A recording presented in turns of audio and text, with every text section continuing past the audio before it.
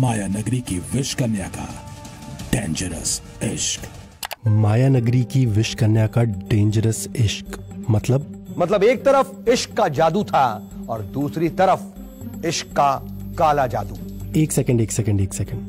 क्या एक news anchor national TV पर एक जवान एक्टर की दुर्भाग्यपूर्ण मौत का कारण काला जादू बता रहा है? ठीक सुना आपने। सुशांत की जिंदगी पर काले जादू का असर होने लगा था। ये विश्वास करना थोड़ा असंभव सा लगता है कि ये न्यूज है, ना कि किसी मनोरंजन चैनल पर चल रहा कोई अजीब और गरीब सीरियल।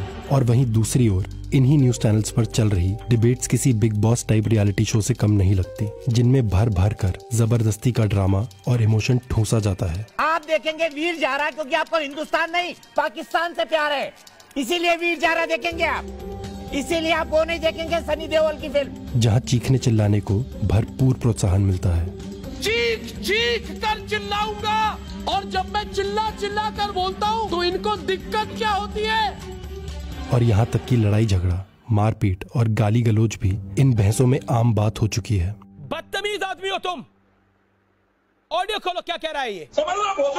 दलाल कहे, वो जो क्या कहते हैं, अब एक शब्द मैं कहना नहीं चाहता, BNT, वो भी कहे चलेगा।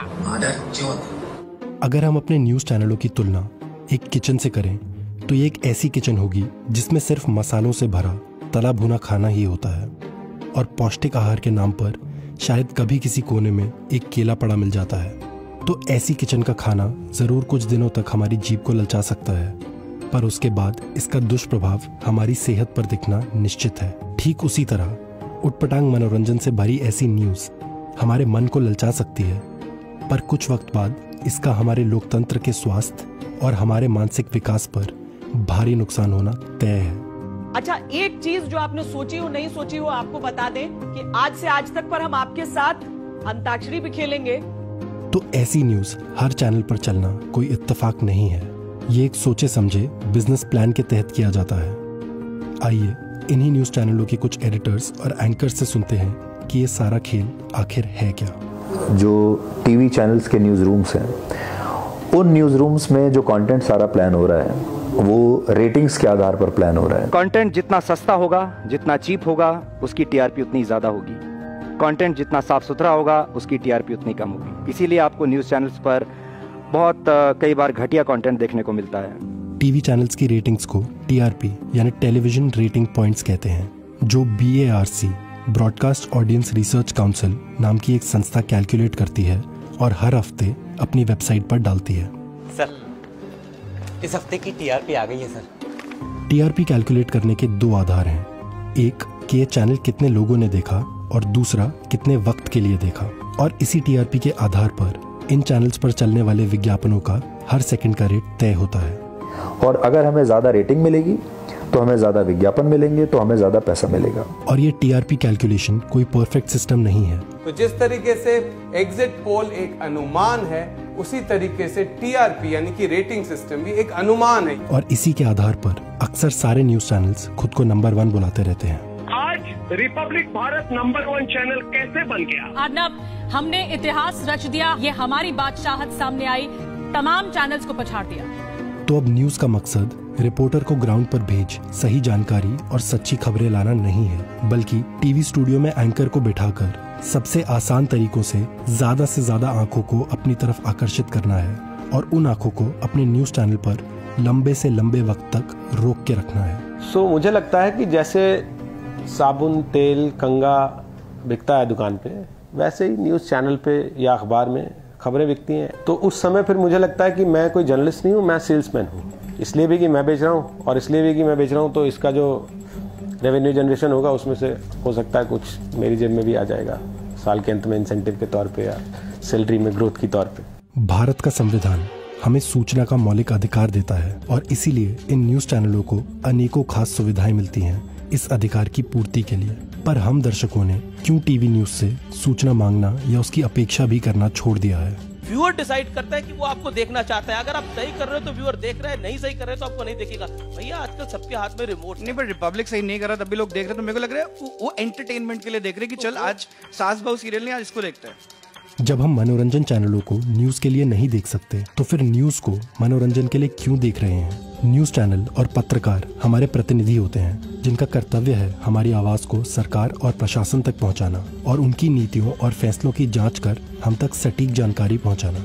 इसलिए मनोरंजन के लिए न्यूज़ देखना वैसी ही बात है जैसे पेट खराब होने पर डॉक्टर की जगह हलवाई के पास जाना। अरे कहना क्या चाहते हो? कहने का मतलब ये है कि हमारे न्यूज़ चैनल्स ये सुनिश्चित कर रहे हैं कि हम अपनी असल जिंदगी की अक्सर कठिन और चुनौतीपूर्ण सच्चाई से दूर होकर सिर्फ एक मनोरंजन की काल्पनिक दुनिया में खो जाएं और उनके लिए मुनाफा कमाना और आसान हो जाए।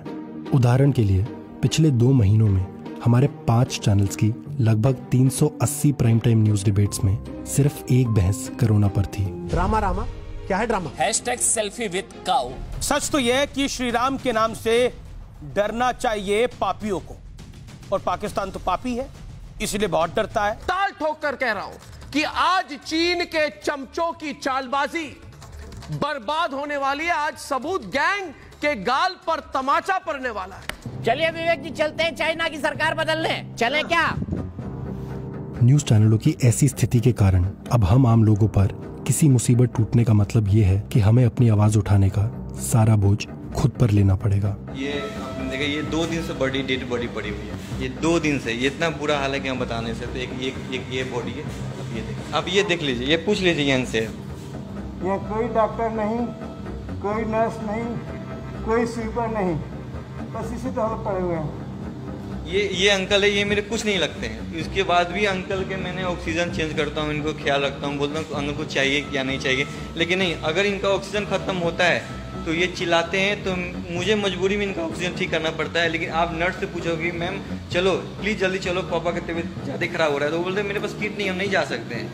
क्या हम आम इंसान इन न्यूज चैनलों के लिए सिर्फ टीआरपी का एक आंकड़ा बनकर रह गए हैं? अगर इनके बिजनेस मॉडल के लिए हम दर्शक इतने महत्वपूर्ण हैं, तो क्या हम दर्शकों की जिंदगी से जुड़े जरूरी सवाल इनके लिए बिल्कुल अहम नहीं होने चाहिए?